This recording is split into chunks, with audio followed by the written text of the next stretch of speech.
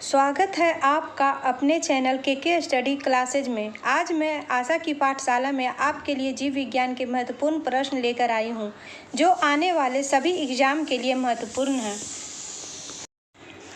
आज का पहला क्वेश्चन देखेंगे, जीवन की मूलभूत इकाई क्या है। जीवन की मूलभूत इकाई क्या है, तो ये हो जाएगा कोशिका। कोशिका जो है वह जीवन की मूलभूत इकाई है।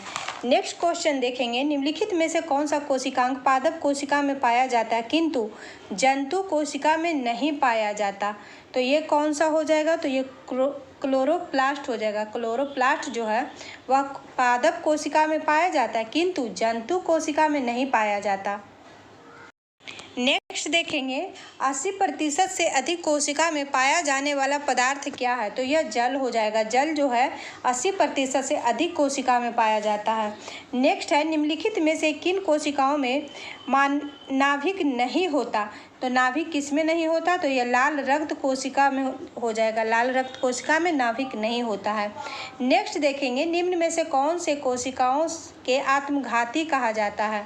तो आत्मघाती किसको बोलेंगे, तो लाइसोसोम को आत्महत्या की थैली बोला जाता है। लाइसोसोम को आत्महत्या की थैली बोला जाता है। नेक्स्ट है, निम्नलिखित में से किसको कोशिका का पावर प्लांट भी कहा जाता है। पावर प्लांट किसको कहेंगे, तो ये माइटोकॉन्ड्रिया हो जाएगा। माइटोकॉन्ड्रिया को कोशिका का पावर प्लांट कहा जाता है। नेक्स्ट देखेंगे, मानव शरीर में मौजूद निम्नलिखित कोशिकाओं में से किस में माइटोकॉन्ड्रिया नहीं पाया जाता। तो ये हो जाएगा लाल रक्त कोशिका में।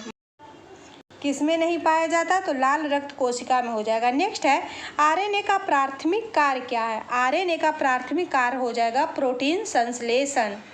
नेक्स्ट देखेंगे, राइबोसोमस। राइबोसोमस जो है वह क्या है, तो ये है आरएनए।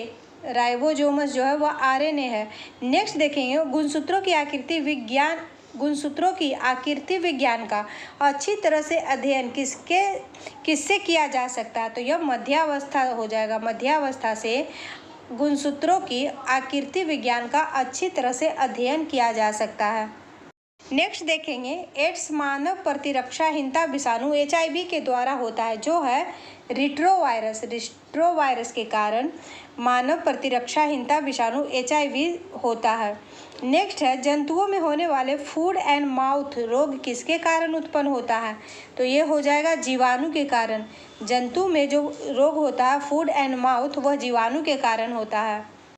नेक्स्ट देखेंगे, इबोला क्या है। इबोला क्या है, इबोला एक वायरस है। वायरस का नाम दिया गया है इबोला। नेक्स्ट है, जीव कोशिकाओं में आनुवांशिक लक्षणों के नियंत्रण में निम्नलिखित में से कौन सा उत्तरदायी है। जीव कोशिका में आनुवांशिक लक्षण के नियंत्रण में कौन सा उत्तरदायी है, तो ये हो जाएगा डीएनए।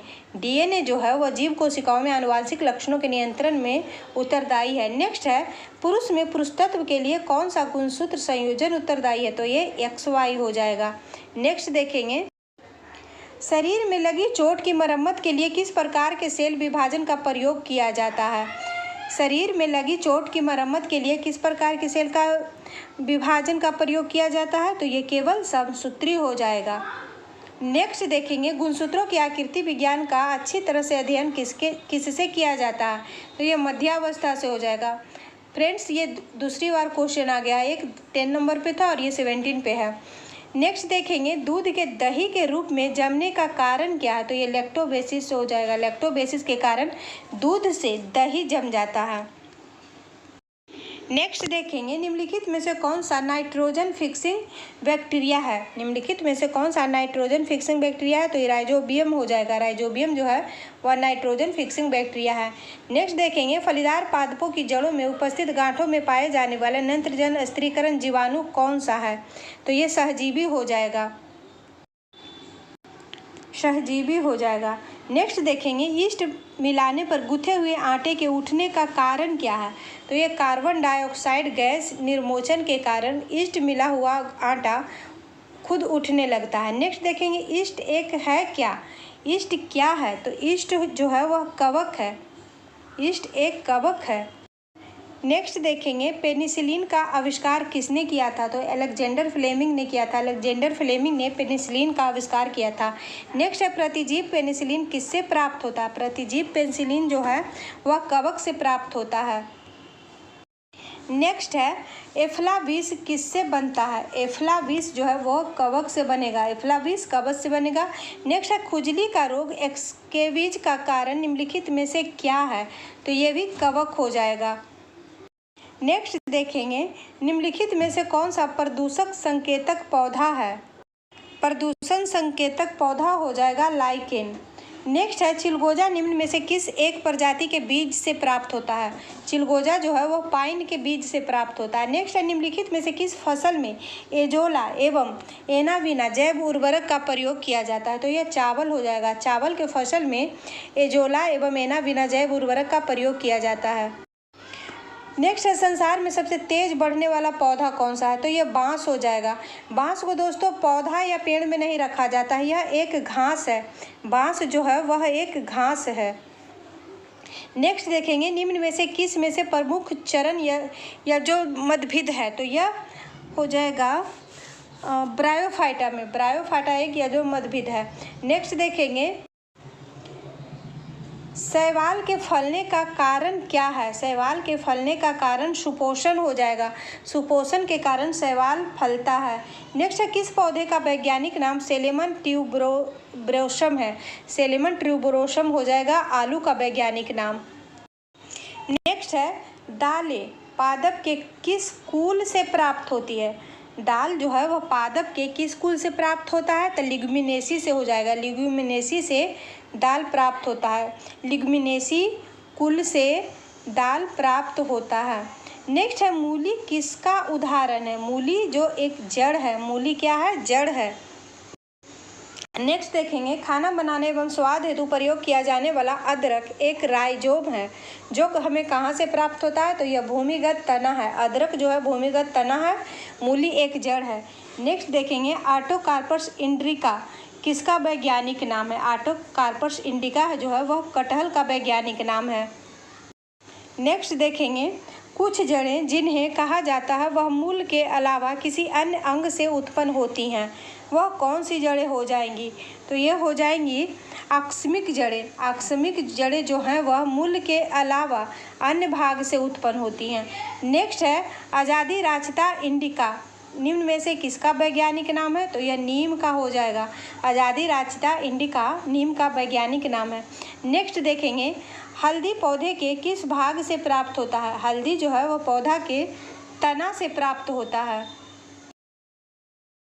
नेक्स्ट देखेंगे सबसे छोटा फूल वाला पौधा कौन सा है, सबसे छोटा फूल वाला पौधा बोल्फिया हो जाएगा। निम्नलिखित में से कौन सा विश्व का सबसे बड़ा पुष्प है, विश्व का सबसे बड़ा पुष्प हो जाएगा रेफ्लेसिया, और सबसे छोटा पुष्पों वाला पौधा कौन है, तो बोल्फिया हो जाएगा। नेक्स्ट देखेंगे हवा के परागन को क्या कहा जाता है, हवा के परागन को क्या कहा जाता है, तो इसको बोलेंगे एनीमोफिली। एनीमोफिली हवा के परागन को बोला जाता है, हवा के परागन को एनीमोफिली बोला जाता है। नेक्स्ट क्वेश्चन है आभासी फल का एक उदाहरण है कौन, तो ये हो जाएगा सेब। सेब एक आभासी फल है या असत्य फल है। नेक्स्ट देखेंगे फलों का वह प्रकार जिसमें लीची को रखा जा सकता है वह क्या है, तो लीची को नट में रखा जाता है। नेक्स्ट है वह एक संग्रहित फल है, संग्रहित फल में कौन आ जाएगा, तो सहतूत आ जाएगा, क्योंकि सहतूत जो है वह गुच्छे में रहता है और वह छोटे छोटे दाने अनुसार रहता है और वह एक संग्रहित फल हो जाएगा, सहतूत एक संग्रहित फल हो जाएगा। नेक्स्ट देखेंगे गुद्देदार थैलेमस किसमें खाने योग्य होता है, गुद्देदार थैलेमस टमाटर का खाने योग्य भाग होता है, टमाटर का खाने योग्य भाग को गुद्देदार थैलेमस कहते हैं। नेक्स्ट देखेंगे किसी वनस्पति उद्यान में निम्नलिखित में से किस प्रकाश का सीधा प्रभाव बिल्कुल नहीं पड़ता, तो यह निषेचन हो जाएगा।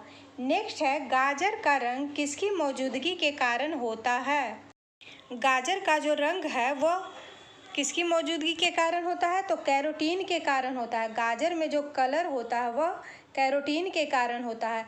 नेक्स्ट देखेंगे सिनकोना का कौन सा भाग औषधि देता है? तो सिनकोना का जो भाग है वह छाल है जो कि औषधि देता है। सिनकोना के छाल से औषधि प्राप्त होता है। इसी के साथ बायोलॉजी का 50 क्वेश्चन हमने कर लिया और यह सभी महत्वपूर्ण क्वेश्चन है, प्रीवियस ईयर से लिया गया है। इसको बिना स्किप किए हुए देखें। वीडियो अच्छा लगे तो लाइक शेयर सब्सक्राइब कीजिएगा। Thank you.